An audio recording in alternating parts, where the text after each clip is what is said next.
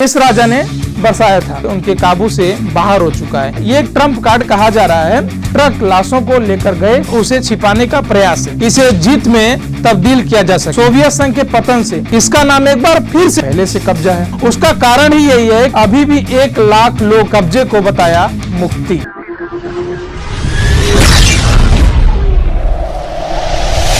रूस और यूक्रेन के बीच जंग अब दूसरे महीने में पहुंच चुका है और जो तस्वीर इस समय आप स्लाइड पर देख पा रहे हैं, पुतिन सीधा चाहते हैं कि जल्द से जल्द इसे जीत में तब्दील किया जा सके।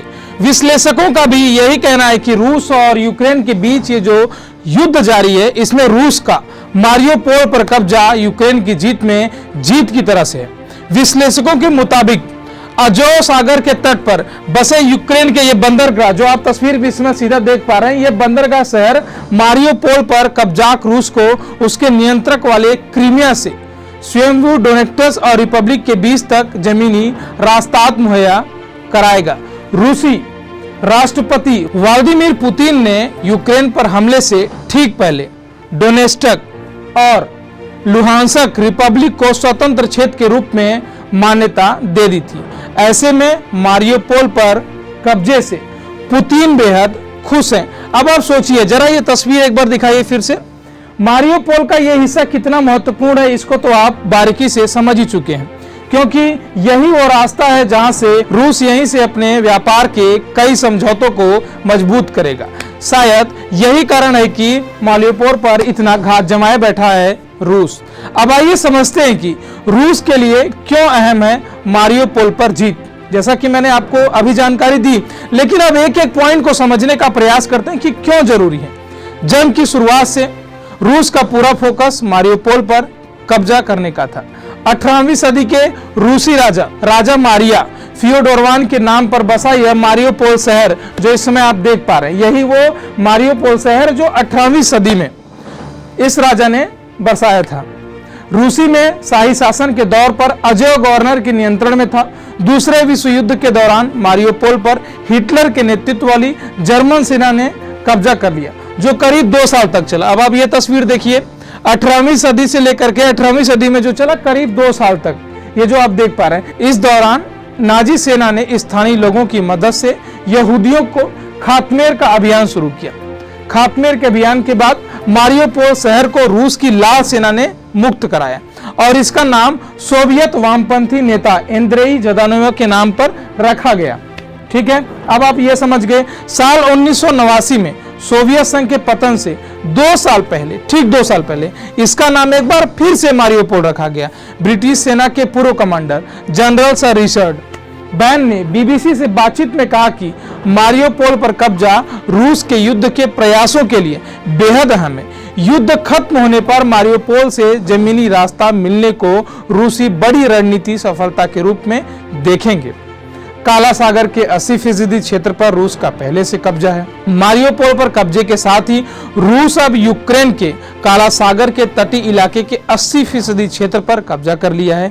इससे यूक्रेन न केवल समुद्री व्यापार से कट जाएगा, बल्कि दुनिया से अलग थलग पड़ जाएगा, जिसका जिक्र मैंने पहले किया था कि सिर्फ और सिर्फ मारियोपोल जो सबसे बड़ी लड़ाई है, उसका कारण ही यही है कि व्यापार में रूस को सबसे बड़ा फायदा मिलने वाला है। अब आप सोचिए कि यूक्रेन तहस नहस, तमाम बड़े बड़े देश यूक्रेन से अलग हो जाएंगे, यानी खुद यूक्रेन पूरी तरीके से टूट जाएगा और इसका फायदा सीधा रूस को मिलने वाला है।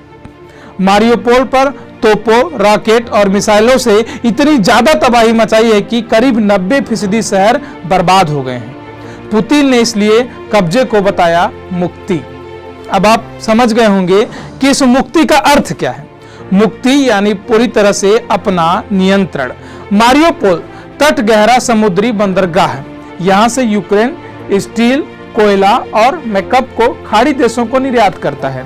मारियोपोल पर कब्जे के बाद अब पुतिन इसे अपनी जनता को जीत के रूप में दिखा सकेंगे, क्योंकि रूसी जनता का एक हिस्सा भी यूक्रेन जंग का विरोध कर रहा है, इसलिए पुतिन ने इसे मुक्ति नाम दिया है। अब आप सोचिए कि दो ट्रम्प कार्ड एक साथ पुतिन खेल रहे हैं। एक तरफ तो मारियोपोल पर कब्जा होते ही रूस आर्थिक रूप से मजबूत हो जाएगा, व्यापार का बड़ा हिस्सा उससे जुड़ जाएगा। दूसरा यह है कि जो रूसी लोग इस युद्ध का विरोध कर रहे थे वो पूरी तरीके से रूस के राष्ट्रपति के साथ हो जाएंगे, यानी उनसे जुड़ जाएंगे। तो दोनों तरफ से फायदा हो रहा है। ये एक ट्रम्प कार्ड कहा जा रहा है राजनीतिक पंडितों की ओर से। अब आगे बढ़ते हैं। यूक्रेन के अधिकारियों का दावा है कि मारियोपोल में रूसी सेना की बमबारी से सड़कों पर ही 20,000 लोग मारे गए। इसमें महिलाएं, बच्चे, बुजुर्ग शामिल हैं। इन लाशों को अब गायब कर दिया गया है। यूक्रेन का अनुमान है कि अभी भी 1 लाख लोग मारियोपोल में बने हुए हैं। मानहूस में मिली सामूहिक कब्रें।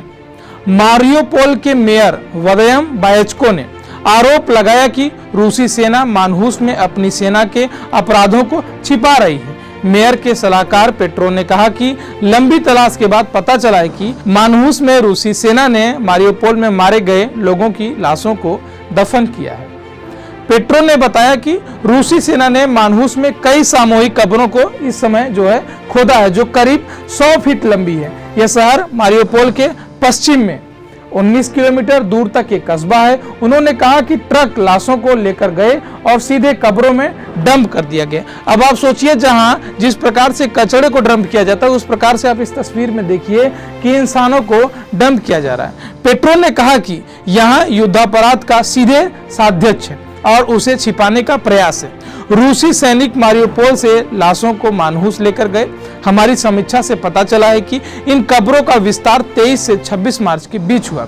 उसके बाद भी इसके विस्तार का क्रम जारी रहा है। मारियोपोल के बाद अब रूस की नजर यूक्रेन की राजधानी कीव, ल्यू, बुचा शहरों पर है। यहाँ रूसी सेना मूव कर चुकी है। तो आज हमने आपको सिर्फ इतना समझाने का प्रयास किया कि ये जो मारियोपोल जो आप इसमें तस्वीर में देख रहे हैं ये कितना महत्वपूर्ण है रूस के लिए, यूक्रेन के लिए भी कितना महत्वपूर्ण है। लेकिन यूक्रेन से यह अब पूरी तरीके से उनके काबू से बाहर हो चुका है, यानी रूस का इस पर कब्जा हो चुका है।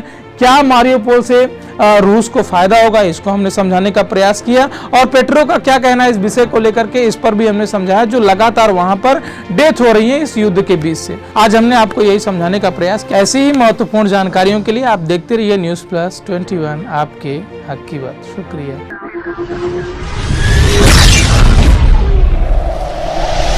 इस राजा ने बरसाया था, उनके काबू से बाहर हो चुका है। ये एक ट्रम्प कार्ड कहा जा रहा है। ट्रक लाशों को लेकर गए, उसे छिपाने का प्रयास है। इसे जीत में तब्दील किया जा सकता है। सोवियत संघ के पतन से इसका नाम एक बार फिर से पहले से कब्जा है। उसका कारण ही यही है, अभी भी 1 लाख लोग कब्जे को बताया मुक्ति।